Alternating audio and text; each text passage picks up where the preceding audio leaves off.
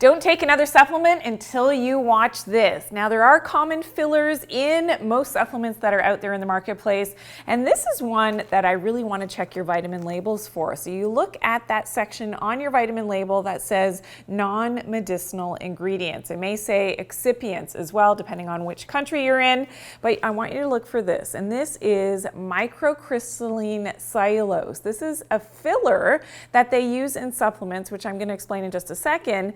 And this common filler is made from wood chips, basically. And unfortunately, what they do in the industry is they use these fillers just to fill up the capsules or to make those hard tablets. It is added as a binder as well to make hard tablets. And that could be your supplement, your vitamin, even your herbal supplement can contain this ingredient. Now, what ideally you find in your supplements is, imagine this is your capsule filled with that supplement and all those raw materials that have the efficacy that you're looking for. That's what should fill up your capsule. However, in the industry, they can be using up to 95% filler. I've done the math. I know roughly how much goes into each size capsule in the supplement world.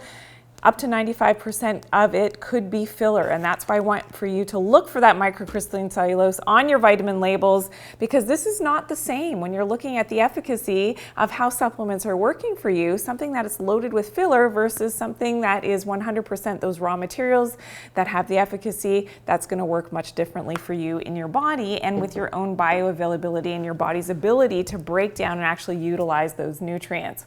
Some of the symptoms now of actually ingesting these wood chips, the microcrystalline cellulose, can include gas, bloating, uncomfortable feelings in the gut when you're taking your vitamins, your supplements, inflammation even, and that's in the gut, but also in your extremities, in your joints as well. Allergic symptoms for people that are super sensitive to the microcrystalline cellulose, as well as hives, rashes, stomach pains, even nausea and vomiting just from taking this common filler. Now, I hope this is an eye-opener for you. Please check your vitamin bottles at home. And for more information on how synthetic supplements can harm you, please check out my video, Most Common Side Effects of Synthetic Vitamins and Supplements. I'll see you there.